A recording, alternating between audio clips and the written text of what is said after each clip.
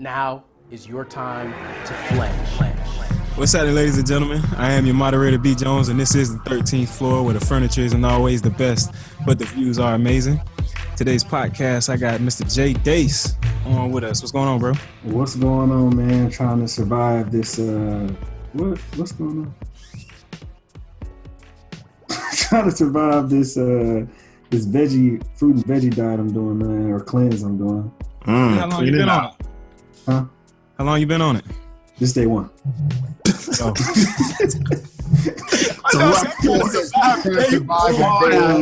Hard out here. Trying to survive, man. Put 24 hours in.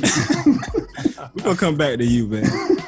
Mr. Editor Extraordinaire, DJ Barry, pick be fresh. What's happening, bro? Living in America. The exact, yeah, you feel me? Yes, I'm with you. Captain James Brown, R.I.P. baby. Across the nation. Let's get it. Oh, you gonna bust it out? Go ahead. You got the footwork too, Carol? Nah. What's happening, man? What's going on, man? You in a nice hotel room, cushy hotel life? Yeah, I'm good, man. I'm in Sanford, Florida. The wonderful Sanford, Florida. The wonderful Sanford, Florida. Of course, I came into Sanford rocking a hoodie earlier. Yeah. Just because. No issues? But yeah, man. No issues, man. No issues. Remember that. Easy. And last but not least, we got the Noop on the podcast today. Faison, what's happening? Yes, sir. Same old. Just enjoying life and lack of sleep and all those good things. But you know what? It's a joyful moment. So I'm pretty sure you have a lot of good pictures already, right? Yeah, I realized that I got about 2,000 pictures of Nnamdi, and I'm probably up to around 300 or so of Arinze. So yeah, the collection's growing. But we're going to be in Dallas this week, so I'm sure I'll get some more at the Alamo. I know it's San Antonio, so don't fact check that. It's the whole just Texas in general. What you gonna be doing down in Dallas, man? I'm going to work for the conference, my meeting for work, and we're taking the whole family down there because we got friends who live in Dallas, so we're gonna go meet up with them. Let EJ hang out with the ladies while I go to work, and then weekend we'll do it all together. Two families, black love, black support, black families. Easy, man. Black love. I love it. Oh, you don't have a song for us, man? You've been missing for a minute now. I have been missing, and I literally, my life has not allowed me any more seconds. Twinkle, twinkle, right. little star. Exactly. Or actually, I'll give you a song. I like to eat apples and banana. There you go. That's my song of the week. I don't know that song for the record. Yeah, because you were just not singing along with it, right? Exactly. Oh. Easy. I finally know one. I know one.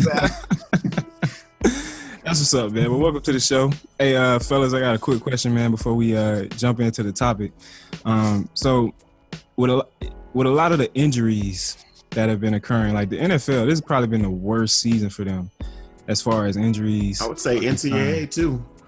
NCAA has been bad because I don't watch any. Carolina had, I think, something like 20 players injured. It was crazy. They were showing how many players were injured on that team. I think that was like the third string quarterback. I think it was. There was a lot of their starting defense was injured. I think their starting running back was injured.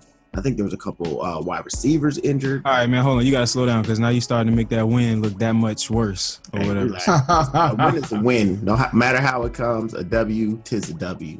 Like, we got a real test coming up this weekend, man. I'll be more of a believer once we get past that one. But right now, I'm still up in the air. But anyway, where I was going at, though, was, I played football, when I was growing up as a kid. I want to get you guys' perspective, man, given all that we are coming to know about the head injuries, watching this season and even seasons in the past, but this season in particular, where it seems like every Sunday somebody is losing their season behind some injury. How y'all feel about letting y'all kids play football, man, as they growing up? I think I talked about this before when I was, Carol and I were talking. But defense, I just got a feeling you got a better chance, a longer career on defense, depending on the position you're on. If you're not on the line and you're actually like little 2 or 3 behind, you have a longer career. Take Sherman. I mean, he'll give out good hits. Safety or cornerback. Yeah, safety, exactly. But I don't want actually follow football. The middle of the lines is the liners. No, I'm saying, but the line in general, that's like they're dirty and that. There's a lot of action that goes. A lot of stuff happens in the trenches. A lot of action happens in the trenches. You don't even see it, but there's so much going on. And it's like, running backs, another person that gets beat up and no one sees anything because they're getting punched, like elbowed when they walk running by. I think my guy's being outside. So if he do play football, I'm sure to be Nnamdi. If he does, I'm hoping he will be on defense. Yeah, for me, I don't know if I can make that decision. Like, I don't feel comfortable because just the head injuries and then I played football from the time I was little up until high school or whatnot. But it doesn't feel like I'm being the responsible parent if I'm like knowingly putting my son out there on that field and knowing the risk that he actually runs. And it seems like it's a much heightened risk. I was hoping that Mike would be on so we could talk about this baseball thing, because I feel like if I'm push him anywhere, it'll definitely be towards baseball or even basketball. Now, if he wants to play football, I'm not going to hold him from it. But I don't see myself being like, hey, I played, man, you got to get out there and get on the football field, man. Let's see what you got. You got soccer too. Soccer's I'm a good believer of, you're going to choose your own destiny. While I don't necessarily feel that parents should steer their, kids, especially just because of legacies or any other thing like that. But I think that if they have a passion for it and they want to try it, I don't think that it's so dangerous now that you shouldn't at least see if there's a possibility of true talent. I mean, I literally just saw a news broadcast where they were talking about they're using robots now for hitting dummies, where they literally had like a tackling dummy that was on the coach was controlling it like a RC controller. And I mean, this thing is zipping all over the field. They're using it for tackling, everything. It was actually pretty cool. But I think with advancements and understanding that there needs to be new regulations and ways that you practice that are smarter than, constantly putting that toll on your body every day, as opposed to, saving it for the game. I think that would, change and be able to allow less injuries and for people to have longer careers and not be as much of a, explosion as it currently is. Has there been any thoughts on the Pee Wee? I heard somewhere maybe a couple years ago that the risk of your kids being injured starts more if they play Pee Wee going up versus starting like middle school or high school and going forward. They're like, their bones are stronger because they're not getting beat up and you play multiple sports. There's definitely been research and reports on the fact that, but it's anything. Your bones aren't developed enough, aren't fully developed. And so when you're creating those hard impacts, you have the possibility of, stunning growth or creating, growth issues. Yeah, not only that, man, you really got to be careful when you're talking about what program you putting them in, because they got to learn the right things. They have to be learning the fundamentals on how to tackle. When I was in St. Petersburg, man, I was coaching the little league team, and these are I think they were like 7 or 8 year olds. And I had a dude, I'm talking about he was the littlest thing on the field, but he will lay you out. No fear at all, but it was a constant struggle with getting him to keep his head up because he would lead with his helmet so much instead of his shoulder pad or with his face mask up and making the form tackles. Spend so much time in practice trying to keep that up because he's looking to lay you out. He's head hunting every play he can. So it really goes into the coaches in the program. So the Pop Warners, the leagues that are sponsored by the NFL with certified coaches and stuff, you kind of want to stay in that direction and not just your mom and pop, you know what I'm saying? Asher's out. Asher got my head is way too much area that you have to try to protect. So, for those of you that don't know, I had to show you the side profile view. From the front. Me and Carol are part of the size 8 hat club. We buy them size. Yeah, my football helmet was a 7.5. So for sure. Damn, man, them craniums, bro. Y'all giving them out. Y'all ain't taking them. A lot of knowledge going on. Easy. K I like you did that the other week, man. K Dollars. Easy, man. Well, Jay Dace, we coming your way, man. This is your show, man. What you feeling like talking about today? No, something that's been on my mind, man, is really separating what you do from who you are. And honestly, man, I was just thinking about it. It just really spoke to me because I really feel like if you have the mindset of doing what you do and not really taking away who you are from it, then if you lose what you do, then your identity is gone. And that's just something that's been on my brain this week. So I just thought that'd be a pretty good topic for the show. So you say separate who you are from what you do. Mm-hmm. So like, okay, for example, if you want to be a firefighter, right? Mm-hmm. So if you're a firefighter and you just identify as being that, and that's all you do, like you're like, I'm a firefighter. If for whatever reason, like so you go out and fight a fire and you lose your legs, you know what I mean, or your back goes out, mm-hmm. whatever, and then so you now, what are you? What do you know what I mean? Like exactly, like you have no foundation, no basis to stand on. Like your entire identity has been shattered because when people ask you who are you, like I'm a firefighter. But if you're saying that I'm a person who fight fires, like, I'm a person who serves, I'm a person who assist others, I'm a helper, I'm a protector. If you have that mentality, then you can take that into any area of life. And you like fighting fires doesn't have to stop at physical fires. Like you could be a counselor, you putting out fires, if you will. You know what I mean? So like if that's who you are, then you can carry that with you throughout every area of your life. So you would start that with trying to identify like who you are and what you are as a person. I think that's cool, man, because I've always, and we've talked about it, I think before, maybe sidebar conversations, but aligning, who you are with what it is that you're doing and taking that first step and then identifying who you are yourself. It's almost like you want to have that intangible sense of self because you can push that into tangible objects or tangible, ways of living instead of being so stuck on whatever it is you're doing currently. I get that. I mean, I think, a perfect example would be how people kind of, define themselves by like the relationships that they may be in or define themselves by their particular circumstances or even their surroundings instead of, looking at ways to define themselves and what it is that is important to them. And then I'll go back to an earlier podcast when we talked about change and utilizing that in the workplace, but it's transferable into life where it is you taking control of what it is you're doing. So when I talked about moving your cheese or what have you, you taking control of that and having that self-identification, knowing who you are and being able to force that in different ways that are most beneficial to you and not succumbing to what your current state of being might be or your current circumstance, whatever the case may be, but having that sense of that intangible that you can then work into the tangible things throughout your life. Definitely, man. And it's funny that you say relationships because me and Kay was having a conversation yesterday and it was just something that he shared was like phenomenal. And I mean, I don't want to speak on his behalf, but I just want to like, if you don't mind, Kay, bless you. Oh man, proceed, man. I mean, the thing with me is that I feel if you can separate who you are from what you do, then you're probably doing the wrong thing. Because if you took the time to figure out who you are, then you would only align yourselves with things that complement who you are or that support who you are, which is why it's a day-to-day struggle. It's a day-to-day fight.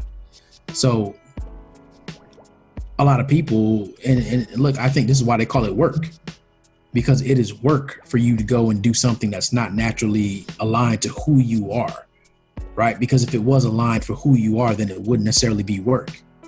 It would be something that you just love to do because it's you. But when you get yourself into a relationship with somebody that is not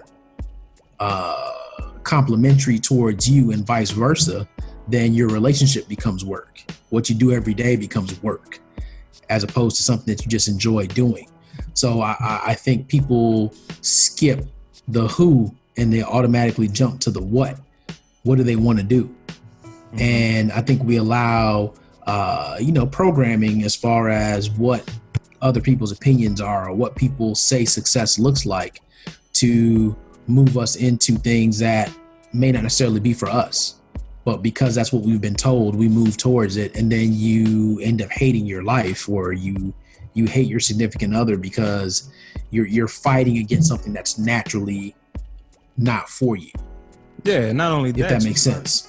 I think it makes absolute sense. You're not only fighting against something that's not natural for you, you've been led so much by things that weren't necessarily for you. So you weren't, like you talked about work. So it's work when you're in an unnatural state. It's work when you're doing something that you don't quote unquote love or find a whole lot of joy or passion in. But I also feel like it's work to figure out yourself. And like you said, people skip the who to get to the what, because the what is going to bring this money, the what is going to bring this success, the what is going to bring all of these tangible things that I want to live or I want to see myself have. Mm-hmm.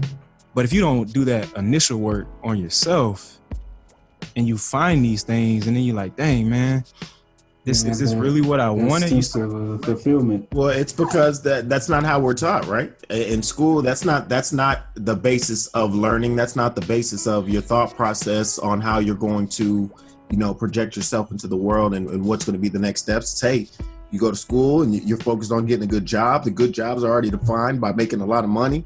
Hey, this is what it is, and that's what you're going to go after, instead of taking those steps to realize the first thing I really need to understand and know about is, what do I want? What do I like? What do I want to do? Mm-hmm. And, a big part of that is experience. A big part of that is, that self-identifying and understanding that, just because, well, what's good for the goose may not be good for the gander. Understand that, just because your parents or your uncles and aunts say that this is what you're supposed to do, or that's what they did, it's not set in stone that means that that's the path that you need to go on as well. Yeah, because you got people shooting for these $1 million dreams and goals, and not that you shouldn't have $1 million dreams and goals. That's great, but if you want a certain lifestyle, and that certain lifestyle, all you really need is $100K a year. Why are you shooting for? Are you just going after $1 million because somebody told you $1 million look good? You know what I mean? So if you just refuse to take time to get to know yourself, then you know what you really need to shoot for. But I like the way that you guys keep using the word good, because what might be good for you isn't necessarily going to get you to what's great for you. And that's what we're trying to do, is to get you to what's great for you. So when Jay says go out and be great, I always challenge him all the time, because, hey, what does that mean? Mm-hmm. And I don't think that people realize what that means. Go out and be great. You can't be great if you're doing something not as yourself. I think I said that a couple podcasts ago, but if you're doing anything not as yourself, or you have to dilute who you are, you have to be a fraction of yourself, then you will never be great. Never be great. And it will never line up. Yeah, you end up wasting so much time. And I want to point out something real important, because that's not to say that you have to be, at that super malleable point in your life where you're like the adolescent or you're in college and, you're trying to find yourself then. But also, I would say it was probably well into my 20s, maybe right before I turned 30, before I started to really put together, there were pieces that I had got all throughout life, different experiences that if I really had the proper mentorship, had the proper guidance, or sat and reflected a little bit more on what things really mattered, and instead of being caught in a rat race, I probably wouldn't be in the position that I am now. I'd probably be a little further along. But that's not to say that given your current position, you can't start making those necessary changes. So it's not necessarily a young person's game. You can be 30, 40, 50, wherever. As soon as you decide to make that change, you have that. I would say it's almost impossible to be a young person. I think there are very few and far in between people who are late teens, to early 20s, who can really say that they, at that time in their life, they really were able to know what they want, who they were, and able to, go after that path. I think it's definitely a late 20s, early 30s type of instance, because it takes experience. It takes, failing. It takes realizing, oh man, I thought that I wanted to be a doctor. Now that I'm taking all these courses, it sucks. I don't like it. I need to figure out something else to do with my life. It takes hitting that wall.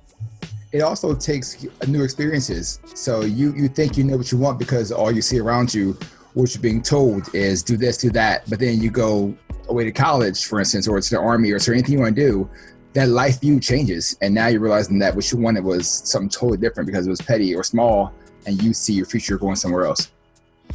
And I like how you said when you gave the example of taking the classes and, you know, it being hard and, you know, kind of like, oh, this isn't really what I want to do. I think that's a very not slippery slope, but you kind of got to walk a fine line with that because I think too often sometimes we find ourselves in situations where we don't really push ourselves. And I say that because me and Chris was having a conversation centered around something like this, you know, some weeks ago where, you know, we were talking about a friend or whoever that is now a little bit envious of her almost finishing dental school, and they wanted to pursue a career in medicine, but didn't really take those steps because of the 8-year term, you know, that you have to be in school for so long. You got to take these super hard science classes.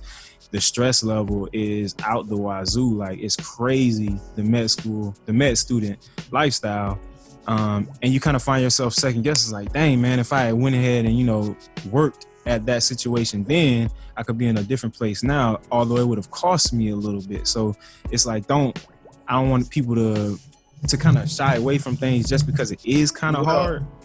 I totally agree, but I think that again is understanding and listening to your inner voice in the sense of, yeah, if you still know that's something that you want, of course you need to fight through it. Like, anything that's, you know, valuable is not easy to obtain, you know, so it's okay to have to fight through and have that fighter's mentality of, you know, this is still what I want. I know it's a lot harder than I imagined, but this is my goal. This is what I really think I'm good at. This is what, you know, my passion's about. But there is that moment of realizing, wow, I don't want to be a doctor. Like, these classes are crazy. The stuff that I'm doing, like, it's not interesting to me. It's not, you know, it's not creating that inner fire that even though it's hard, I'm still like, you know, but I want it. Then yeah, man, it might be time to, you know, take that look and see, you know, if there's a different career path, if there's something else that gets you to what you thought was important about being a doctor. Maybe it's just like, you know, the reference Dace was using with the firefighter, where it's, hey, maybe it wasn't that you wanted to be a firefighter, but you wanted to help people. So you know what, being a counselor is actually right in the same wheelhouse and is allowing you to get that same fulfillment. So it's about go ahead. And a couple things. So I think when we talk about kids going to college and, you know, they end up studying something that they have no interest in, unfortunately, because of traditional parenthood, you raise your kids to be in a certain track. Mm-hmm. And it's not until they go to college that they get that little bit of freedom where for the first time, maybe they have that ability to have some quiet, free thought to themselves, and all of a sudden they start questioning things that they never questioned before because their parents kind of ordered the steps that they were going to take. So, you know, that's one thing. And then you're right. The problem is that in today's society, you hear more and more people asking about the why.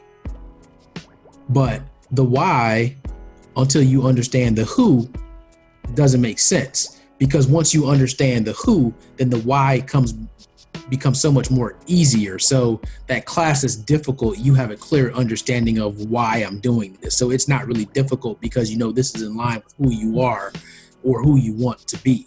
So I think that difficulty then comes again when you're not aligned with who you are and what supports you and what continues that track of who you are. It's just funny. This is my life. Only because I say that because my wife, EJ, as you guys know, she her a path from middle school to be a doctor. Her dad's a pediatrician. She wants to be a doctor. She went all the way through school. Got ace at MCAT. We studied all through college, really like focusing on, I'm going to go to be RN. I'm going to do my RN study. I'm going to be a doctor, blah, blah. Got to the MCAT, passed MCAT, and then literally went to grad school and was like, I don't want to do that. So she wound up going for medical health certificates. She has that process, and she went to the giving and the community side of the medical field. So she saw that, and she saw that it was hard work. Everyone pushed her, but she also knew that by the end of the time, okay, well, I got to this point. What can I do with this now that I have this far and I'm going this far? So if you diverge and you say you don't want to do it, doesn't mean you can't. You don't have to change your field completely. You can find that hole or that niche that you want and take us to the next level. And she's been successful like crazy because she knows what she wanted to do with that small 1% of the medical field or the giving field or caring field, should I say. And she's taking it where she is now. Yeah, that's pretty amazing, man. So, and where does she end up now? Like, she's now at JP Morgan Chase in the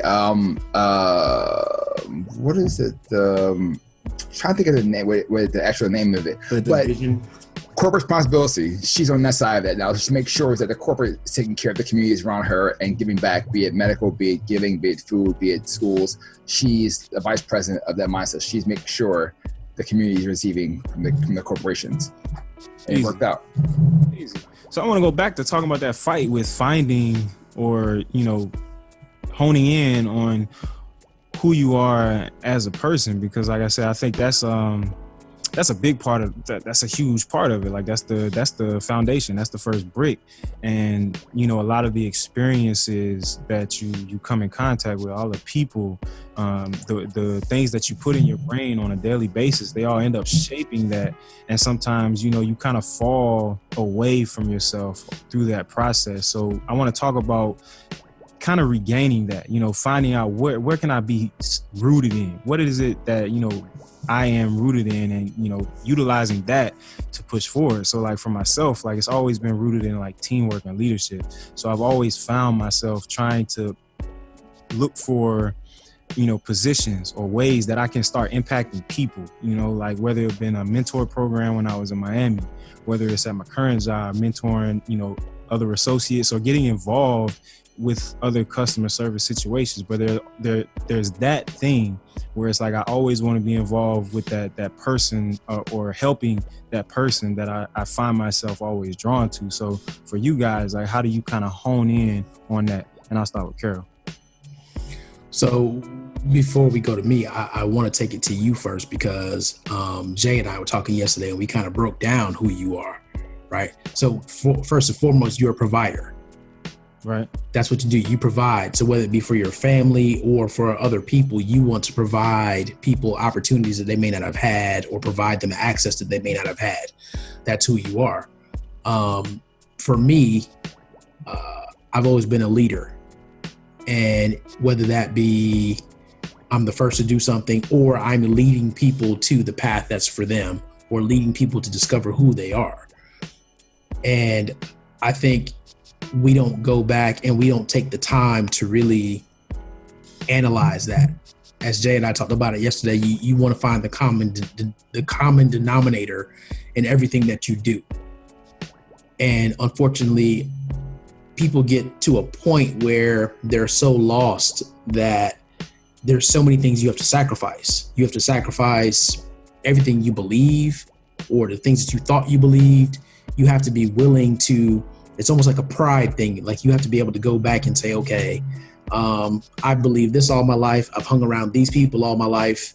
I've been in this field and all of that's wrong. That's not who I am at all. And you have to reach to it takes a certain type of strength for you to get to that point to where you can say, you know what? I've been pretending all this time. And this goes back to our earlier podcast about that fake it till you make it. When you're faking it, if you have to fake it, you're in the wrong thing. Absolutely. Right. And that's what I've said from day one. Fake it till you make it is a very flawed concept because you are denying who you are and you're pretending to be something that you're not. And anytime that you're faking it until you make it, you have it's basically suicide.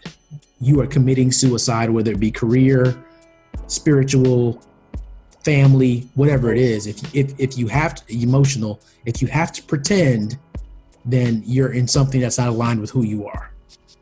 So I would say that first step is really taking an audit of your surroundings and things that you're just like, man, why do I do that? I don't even like this. Why do I entertain it? And then you have to start marking off the things that this is not in line with who I am. And you really have to get to the point where you look at what are your core values, what are your core principles. If you were a brand, what would you want your brand principles to be? How about you, Mr. Dace? Definitely, man. I think that reflection is key.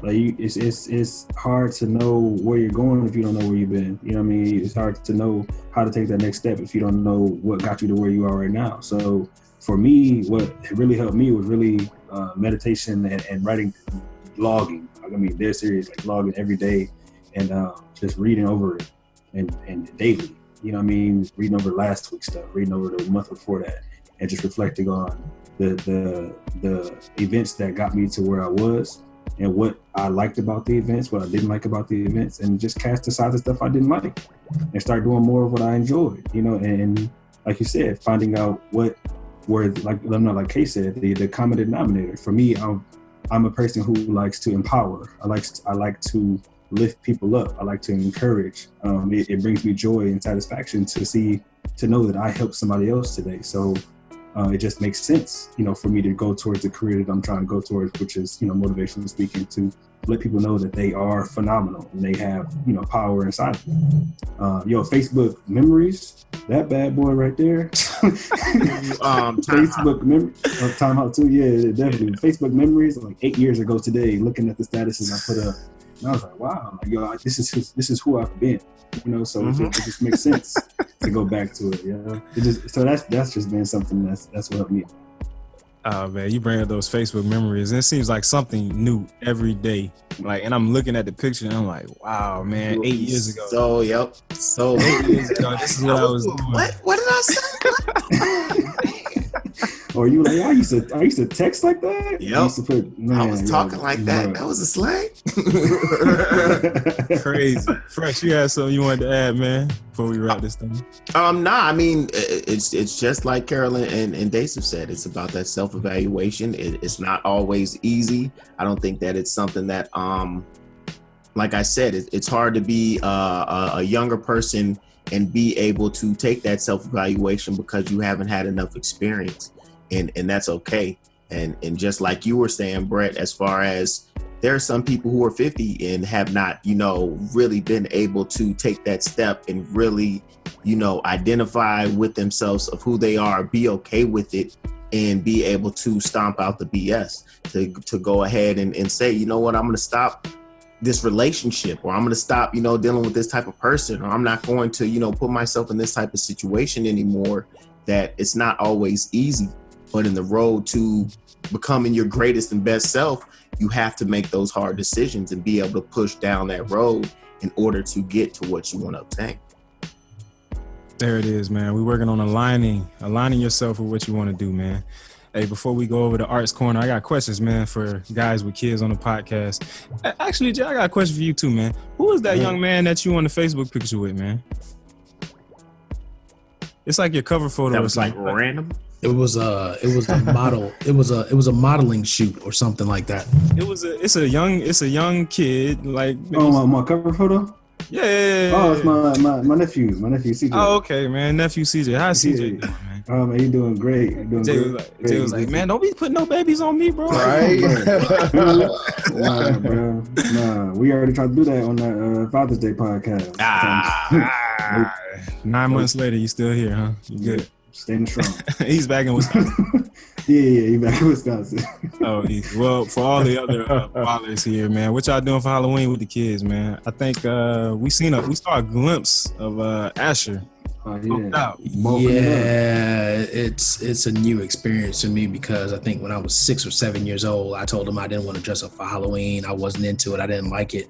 I'd never really been that much into candy, so I didn't care about it at all. At 6 years old. It's like blasphemy for a child, man. Carol was such hey. Yeah, right. He was way before his time. Excuse me. I'm not okay with this anymore. I definitely would prefer to have jerk chicken or some rice. I don't need all of this sugary stuff. It's not even that great for me anyway. Mom, can we do something else? Yeah, do something else. And you know what? And I don't want any kids coming by here asking for candy either because it's poison. It's poison. So I used to post a sign every year saying no tricks nor treats here on the door. Turning the screws during Wow. Hey, is there such thing as screws and Halloween? So, but to be, I guess, adultish, I felt in line of what we're talking about who you are. I felt like I had to give Asher the opportunity to discover that for himself, whether that's the road he wanted to go down or not. So I went out, bought him a man a costume. I already took him to a Halloween festival. And then tomorrow, a couple friends of ours going to go over to their neighborhood and walk around and trick or treat with them. So sounds good. Sounds Yeah, good. I'm What you on the got? same way. The neighborhood get down.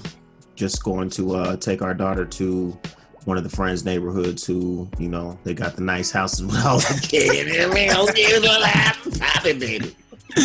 What's Taylor going as this year? That's a good question. I have no clue. She, you know, my daughter's like 12 going on 37. So I wouldn't be surprised if she don't even dress up and she just be out there trying to act like she's just gonna go get candy. But we will see. She hasn't had any thoughts or said anything about what she wanted to be. You know, we be thugging it over here. Easy. Faison, what you got? You got double trouble now. Yeah, I know, which means I'm doing nothing. this year we with Arente coming so late, we didn't have time to really go deep. So we did take a trip over to Spirit Halloween and Party City, whatever. We have both locations, and I could find anything that had an infant size and a toddler like mix and match. The best I saw was Mario and Luigi, but they only had it in toddler size. So I was like, well, if I'm going to do it, I got to do it right. I can't have one kid and like a dragon and then one kid something else. So we decided to nix it this year. Next year we'll plan out something cool. But yeah, this year Halloween will be giving away candy versus getting it. But he can't get it anyway, so what's the point for him? He's going to get one picture, send everybody out. So I'm like, he's literally 1.5. Like there's no rush. When he turns walkable ages for me to go out and walk, then I'll push harder. But right now, Yeah, and I mean all the candy is for you anyway. So. And Lord knows I don't need any more candy. So funny story, Fresh, you said Taylor's 12 going on 37. It's amazing, man, watching your children mature. So Nia, she's 8 now, but she's been like a child like all her life, always in the cartoons or whatever the kiddie stuff is. But now she has like some not older friends, but she's older now, and her friends, they are a little bit more mature when it comes to certain things or whatever. So her mom got her 2 costumes. The one that she really wanted hasn't gotten here yet. It's some Uma pirate looking chick from some Disney Channel show, The Descendants. Descendants. Exactly, the guy with no kids. The man with no kid knows the Disney show. I work at a pediatric Disney marketed office, that. man. That was a good marketing quote. Okay. They did hard marketing that Dependence too. Yeah. I got tired of that. So that's the one she wanted. It hasn't got, well, it's here now. But her mom, Chris, she ended up getting her this Shopkins like little dress or whatever. And Nia loves Shopkins. She's all about them. That and LOL dolls. She has a sleepover this past weekend. All the girls, I guess they wear their costumes or whatever. And they all have on like the witches and pirate or whatever. And she has the Shopkins doll. And she takes this picture, and when I tell you her face was like, it makes you want to just like cry, like, dang, why she do my baby like this, man? She is not happy because she feels like embarrassed because she's a little younger. I got the baby costume. I got the baby costume on. I'm over here hot pink and highlights and glitter, and they black and red. They got blood on their face. I felt so bad for my baby, but yeah, hopefully we get it right, man, next time around. But yeah. Tough hands as It's parents. tough. Yeah. That's the way it goes down. I can remember many interesting Halloweens, and I just got the word she's going to be a sugar skull. Get her face painted. So you What? What? It's called a sugar skull. It's like the Mexican skulls that are all cool and have like, you know, stuff and flowers and blah blah blah. So, Got it. So that's her costume. That's the easy way out. Get my face painted right quick. I can wear whatever I please and keep candy. But I think that the true question is the family Halloween. So we're all talking about the singular children Halloween. Have we thought about what the family portrait or the family group is? Usually, in our other communities, it's all about the whole entire family being one unit, I've like never the Incredibles. to that BS. So, go ahead. Like I've never, I just never have succumbed to that at all. I'm not no. I can't lie. I'm looking forward to the. I bet you are. I the bet three you are. boys and the girl. You're going to be superheroes every year. I can already see. Well, I got to figure it out because there's three boys and a girl, so everything has to be three girls. I can do Ghostbusters. I can do I can mix it and match it. I got to figure out how I'm going to do it. But yeah, I gotta, it's four of us. It's four of us now, so we can do it. Everything's in four. So the Incredibles I can't do because I need a girl. You could do the I need a baby. Fantastic Four. Boom. Look at this cat. Oh my god. I'm all for it. And the thing is, Nobby could be a thing because he's so Nobby big. Nobby And Human definitely. Torch. Out the Like gate. next year, Out the it's gate. on. It's on. They need some public Figure out how to put the little pieces on Namdi's gonna have little rocks. I don't like it. Why is he looking like that in costume? You look so angry. Hey, Carol, I'm not doing none of that. I was like, man, y'all lucky he got to see the whole. Man, let Black Panther come with some female version and a child. Let this series go somewhere. There is a female Black Panther. It's No costumes yet, though. It's T'Challa's sister, but Shuri. See, no costumes yet. I'm saying no costume for her next yet. year they'll have the king, the queen. They'll have it all. Yeah, definitely. That girl might go ahead and bust it out, man. Pull out the sewing machine and she can make it. You can go ahead and dress up as his father though. You make Ash the Black Panther. You could be, isn't it what's King his T'Chaka. What's his name? Is isn't that his dad in the movie? What's his T'Chaka. one eye? Nah, but what's his name? Oh, Samuel Jackson. Nah, Nick Samuel Fury? Jackson isn't playing He's him. He's Nick Fury. You No. talking about Fury with the one? No, he's talking I'm about talking who's the about- man that plays You know what I'm talking King about? T'Chaka. Oh, I don't remember. Jesus, he's got one sleepy eye. Come He's on, talking about Forrest Whitaker? Forrest Whitaker. Forrest Whitaker. He's not dad. He's somebody else. He's a whole He different, is. Oh, he's a Yeah, different he's- character. different tribe. Yeah. Oh, boo. Boo. I am looking forward to the family Halloween, man. One of these years we're gonna actually do this thing where we be the zombie dentist and patients or whatever. We've been trying to do it for like the last 2 years, but somebody, I ain't gonna say no names, is just always too busy. You know what I'm saying? But it's gonna pay out in the long run. Hey man, I'm gonna need you not to be. I'm gonna need you not to take shots Yeah, at one of you our, know what I mean? one of our biggest supporters. Right. It's all in fun, man. It's all in fun. Hey, Art, you ready for the corner action, man? What's going on? Yeah, so I this time it was just being I haven't had much time to get out other than my Target runs for Pampers or food. I happened to skim by an article and I read it and it said Michael Jackson is still the highest paid celebrity that's passed. With this, he just put out, or his family, or whoever's in charge of I his saw that. family, State. the Michael Jackson Halloween. Yeah. Like that Yeah. came out, and that just made him like over $100 million right there because it's a big deal. So it was cool to see that he still. And I remember the Blood on Dance Floor album is a Halloween movie, so that hasn't even come out yet. But the fact that he has so much, like Prince, there's so much stuff sitting in there that wasn't even done yet, that was way ahead of his time, that it can come out now and still be like, oh, that was cool.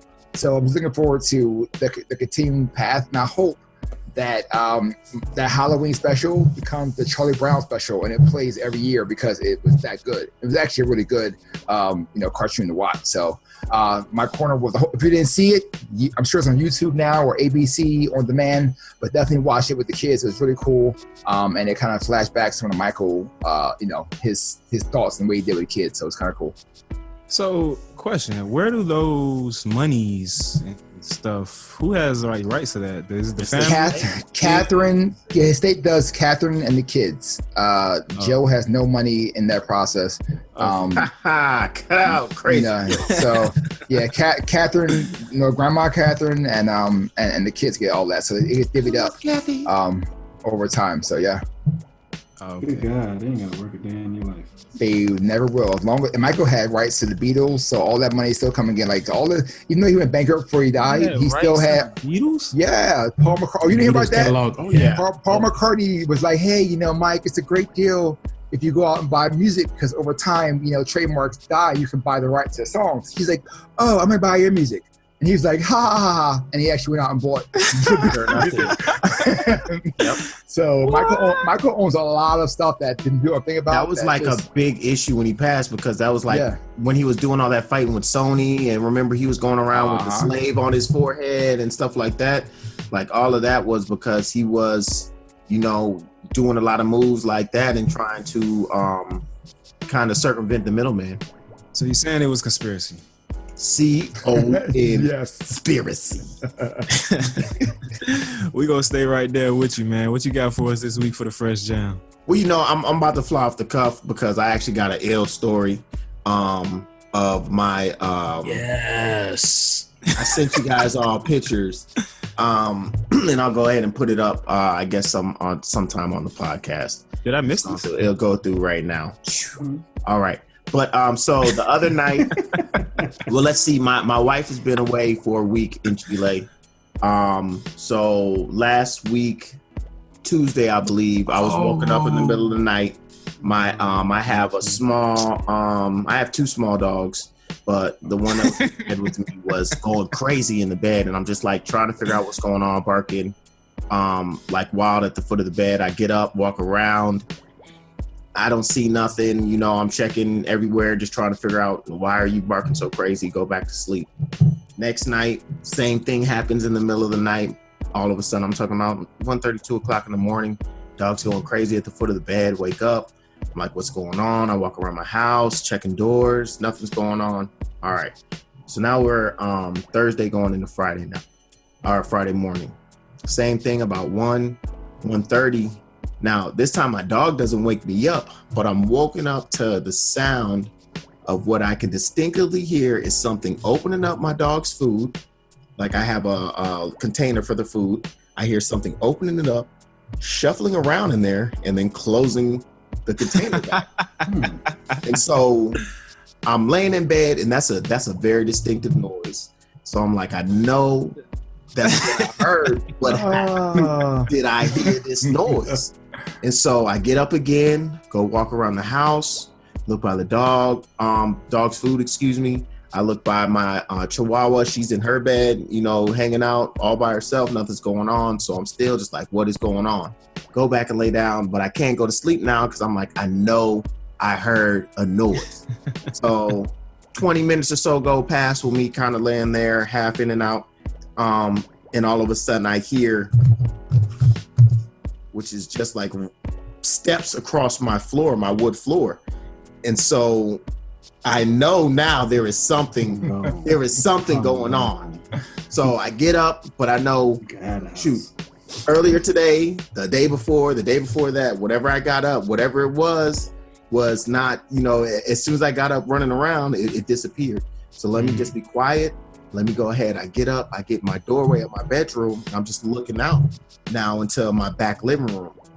My DJ equipment was set up, and like the lights from the equipment were just like barely illuminating the living room. So as I'm sitting there quiet and looking, scared as all get out, like what am I gonna see?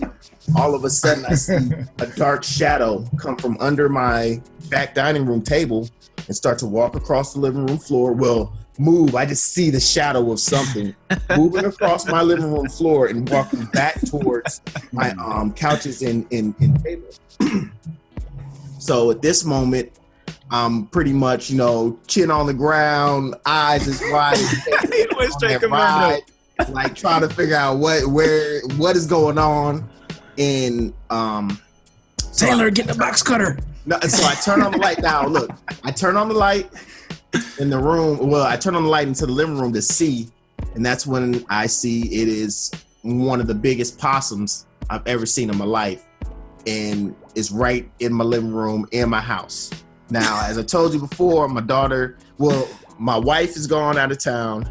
My daughter is asleep, of course, because it's like 1:30 in the morning.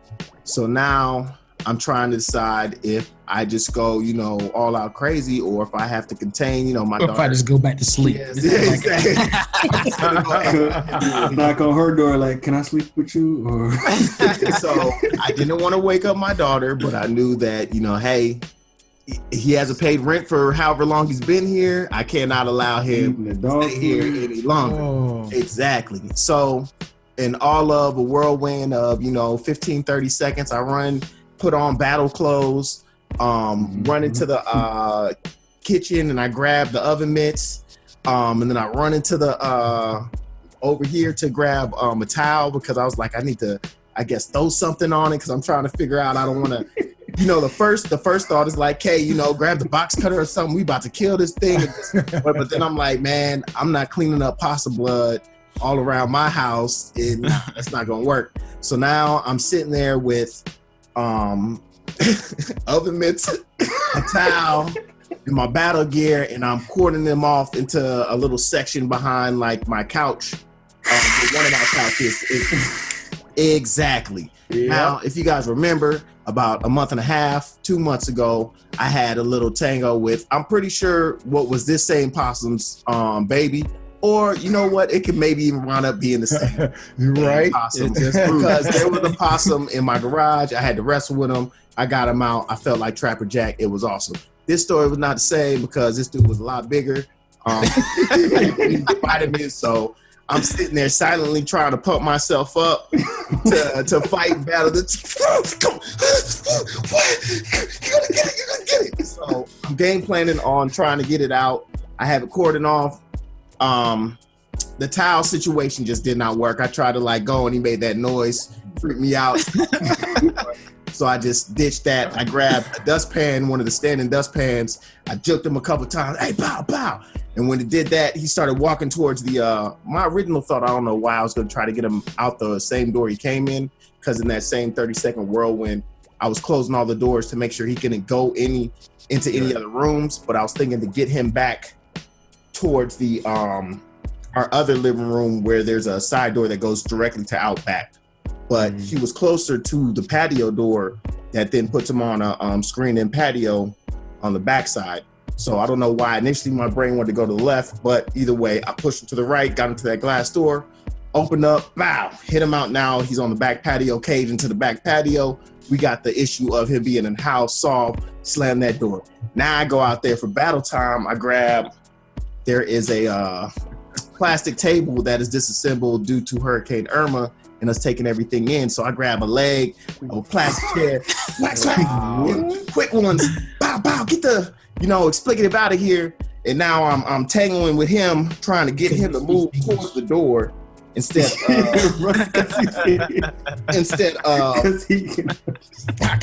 so I'm going, finally get the door open, pow, give him one more swift. He takes off out the door, and Possum Fiasco 2017 is officially over.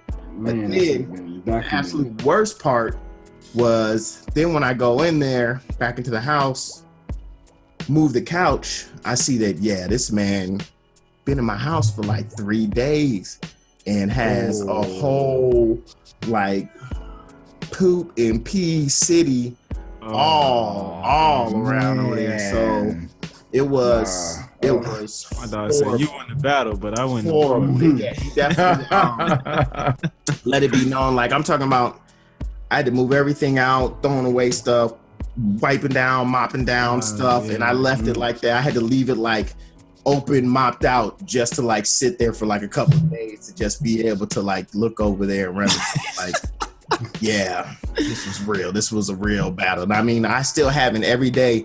Anybody, my parents, my brother, any of my friends who I've talked about the story, if I talk to them again, the first thing out of my mouth is still always, I can't believe I battled a possum and it was living in my house for 3 days. This thing was living under my couch. My mind is blown crazy. Like how many times you done sat on that possum? Sitting on the couch. Well, that's I don't Exactly. I don't go in that back living room. So, but Taylor said that she thinks she sat on top of where he was, and that Winnie was barking. So I'm pretty sure there were several times Winnie was barking like, "Yo, y'all don't see this dude up in here hanging out?" Like, looking at y'all like, y'all y'all told me this was I was the last dog in. What's going on? Yeah, man, it was a very interesting week without my wife here, and yeah, man, I still cannot Hey, believe. would you have woke her up if she was there? Would you have woke her up? Oh, she would have got woke up because I woke her up when the possum was in the garage. Hey, you didn't look at that possum. Nah, I didn't wake her up Hey, like we that. We a I woke her teammate. up, Teamwork. Team. I am definitely a man's man when it comes to the battle. I more so got her up because I be needing witnesses, and I just want to make sure, if anything else does go down, I know better than to expect that she's going to be the driving force in, execution. But I know she's a great cheerleader and a great, Videographer. yeah, exactly. You'll be able to get it together. That's the only one thing that I'm mad I didn't do is I didn't tape the whole fiasco because I probably wouldn't be talking to y'all because I'd be sitting on my million. Even though I guess maybe it's not true because Jay Day saying, "Hey, he's still with us," and his video blew up. Yeah, he's viral already. But your YouTube cream would have went sky high. You would have definitely got a check from YouTube. And so I got a question. Go ahead. So what's the fresh jam of the week? Exactly. Yeah. I was getting to it. That's not can I finish? I mean, Dad. Going back to the fresh jam of the week before I was so rudely interrupted. I feel I haven't been given enough respect to the female MCs, but what I wanted to do was go ahead and take it back because I always feel we got to go back to move forward. So one of my favorite female MCs is MC Light. I've been checking her out a little bit this week, but I actually found a remix that I had not heard for one of her jams that I feel that we all need to keep doing, and it's keep keeping on. So, without further ado, the JD remix of Keep Keeping On by Mrs. MC Light and Escape.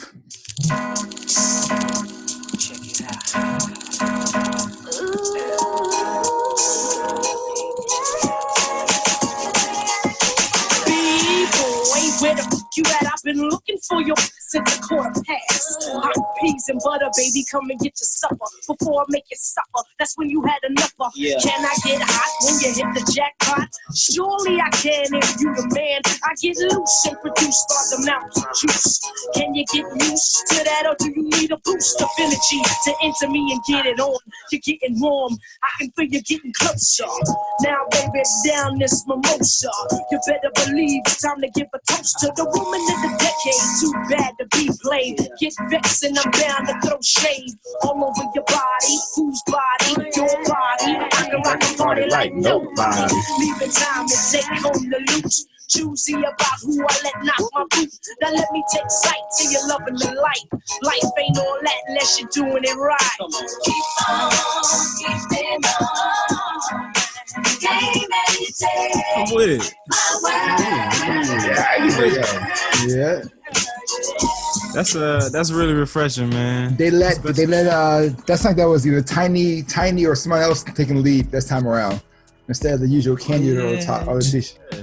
Jay, name one of her other songs, Jay. Name one of her other songs. Name her. Name her. Name who? MC Light? Yeah, name another song now. The original Keep Keeping On. That's why that's my dog. Answer complete. That's why that's my dog. Oh, once again, fresh jam of the week. MC Light. It's crazy because you can literally hear when it was made. The Yeah, time oh, of yeah. year. That was that sound sounded like that a was mix of that Total. I Yeah. heard a little bit of Total music in the background. Some Yeah. Missy Elliott. That was that late 90s, touching. Yeah. 2000 era, the real strong. I mean, That was- just for the fact that JD was remixing it, you already know what time it is. Yeah, he was the man. He was the man. Yeah, it's funny. Total side note. I learned a lot. I don't know if you guys watch Drink Champs, another great podcast. But I Drink need to Champs start listening to that. with Noriega and Yeah. DJ EFN. Yeah. They just had JD on there, and I never realized how like enthralled in so many things in hip hop that you wouldn't expect. He said that he was literally in the car with Biggie the night Biggie got shot, but had just got out the car because he was in the car with Biggie waiting for his car to come up and was about to leave with him, but then his car came up. Wow. And we just have like a lot of instances where you're just like, man, like you realize JD's been in the game a long time and what he's done, but like you don't realize like how, oh man, I was the beginning of this movement and that movement. So hats off and respect to JD. Always gave him props, but you know, it's always good to learn a little bit more about somebody, especially who you already thought you knew a good chunk about. But Yeah, it's again, crazy. fresh jam of the week, MC Life featuring Escape. Keep keeping on. JD remix. Y'all can check out the remix or the original. Like J Day said, both of them is hot. They both fire. Fire. They both fire. Easy. Before I come to you, Coach K, to close us out, man, I want to remind everybody that you can get connected with us at 13th Floor Please on Facebook and Instagram. Make sure you subscribe to the podcast. And if you need to shoot us an email, 13thfloor@fledgeology.com. That's the link. So hit us up. Let us know what you think. Give us those 5 stars and leave the comments below. Coach K, what you got? And don't forget to resubscribe. For those of you that were previously subscribed, if you have not resubscribed in the last 2 weeks, you're probably not getting the new feed. So make sure that you hit subscribe again on iTunes, Google Play, etc. Hit the button. Et cetera, et cetera, et cetera, et cetera, et cetera. We still on you. We still on me. Break it down, Coach. I want to talk to the people that are scared or they feel like it's too late for you to truly become who you are and express yourself in your life 100%, whether that be in your career, in your marriage, whatever it may be. It is not too late. And I guarantee you, your life will be a whole lot easier if you take off that mask and be who you are and be true to you. And I think your boss will thank you for it. And if they don't, you may find another opportunity that's even better for you.